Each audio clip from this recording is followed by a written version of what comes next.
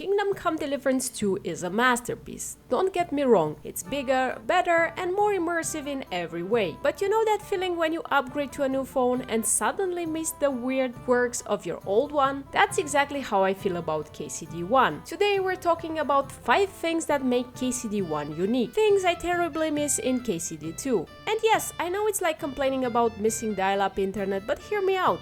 Oh.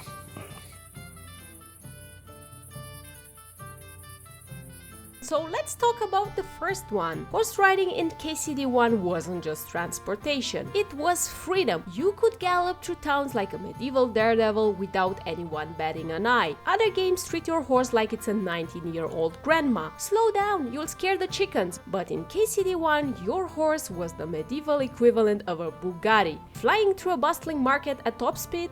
That game totally lets you do it. Sure, the NPCs would get annoyed and make snarky comments, but it was hilarious. And the best part, they didn't actually stop you. Just pure unfiltered fun. Riding at full speed in towns was actually my favorite feature in KCD I. I still remember how surprised I was when I first realized you could do this. I was so used to other games where your horse is slowed down in towns and cities that it felt like such a breath of fresh air. In KCD II, your horse has suddenly decided to be polite. It's like the developers gave it a conscience. Oh no, I can't run here. What if someone spills their cabbage soup? I get why they did it, but man, I miss those reckless rides through town. And speaking of the new riding system, I hate it when the game constantly tells you that you don't need to hold W or Shift for riding, on a PC of course. Instead, you just need to spur your horse once in a while. Honestly, I enjoyed the old system where you just held 2 keys. It was simple, intuitive, and kept me engaged. The new system kind of ruined the pleasure of riding, and I must say it took away some of the joy I absolutely loved in KCD I. But horse riding wasn't the only thing that got toned down.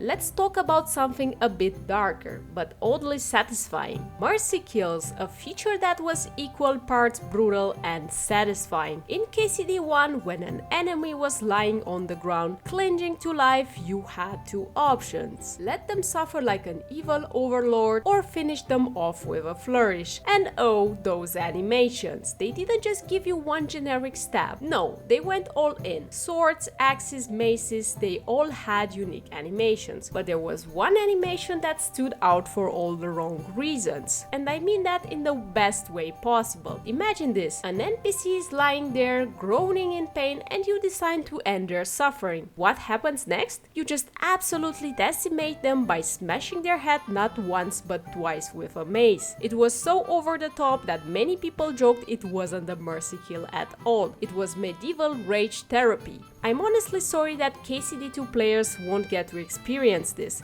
It was brutal, hilarious, and weirdly cathartic all at once. In KCD II, mercy kills are nowhere to be found, and it feels like a piece of the game's identity is missing. Sure, you can still deal the final blow, but it lacks the flair and thoughtfulness of the original. It's like ordering your favorite dessert and finding out they forgot the sprinkles. It's still good, but it's just not as special. From battlefield style to merchant strategies, let's move on to the world of medieval economics. The trading system in KCD I was so unique, it made me feel like a medieval Warren Buffett. You could invest in traders by giving them free items to sell, and by the next day, they'd have bags of money waiting for you. It was like they were working 24/7 while you were off chasing bandits or picking flowers. And the best part, you could just dump stuff in their chest and they'd sell it at full price. Who needs eBay when you have a medieval Amazon Prime? Even more special was the way traders would actually give you a better price for items if they made a huge profit from selling them. This logic was so unique, it felt alive and real. I've never seen anything like it in any other game. Usually in games, the idea of giving stuff away for free is enough to make you cry, but not in KCD I. Here, generosity wasn't just rewarded, it was celebrated. KCD II changed this system, and I get why. It was too easy to get rich. In KCD I, I'd become a millionaire in a week. In KCD II I'm here bartering like, I'll trade you this sword for 2 loaves of bread and maybe a chicken? It's more realistic, but I miss the feeling of being a medieval tycoon. Speaking of tycoons, building skills in KCD I was its own kind of empire. The old skill system where every little action felt like an achievement. In KCD I, you didn't just level up stealing. No, you had to master lockpicking, pickpocketing, and even flower picking individually.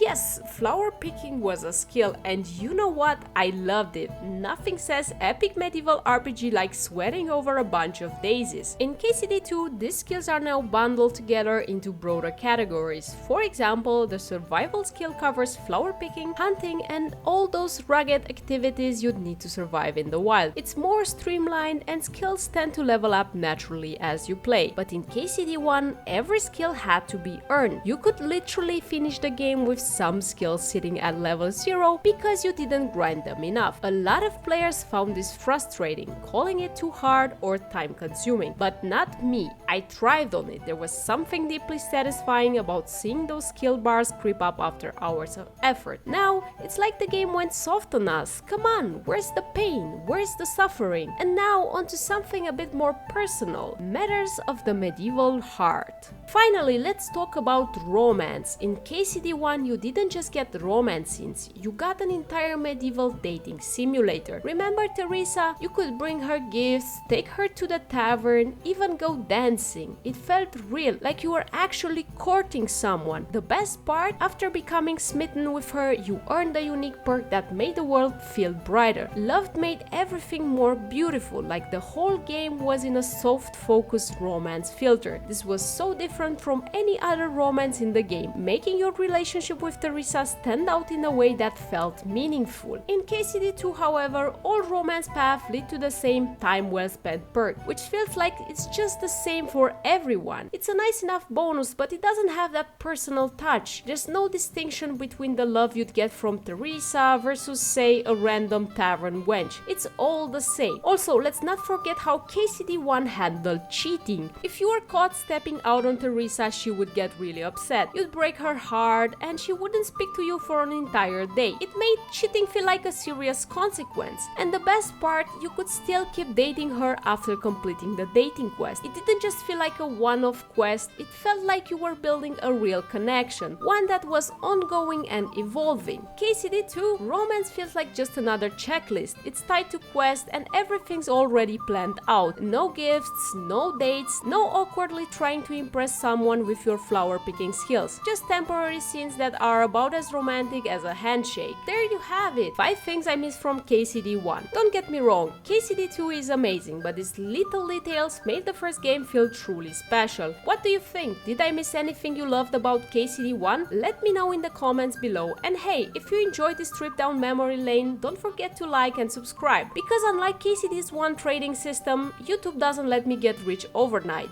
Before we sign off, can we just take a second to celebrate the fact that this channel hit 1K subscribers? You're all absolute legends and I can't thank you enough for being part of this journey. If my content has been helpful, made you laugh, or even just brightened your day and you want to level up your support, you can check out my YouTube membership. No fancy perks yet, unless you count my eternal gratitude and the steady supply of good vibes. But your support keeps this wild ride going. Catch you in the next one!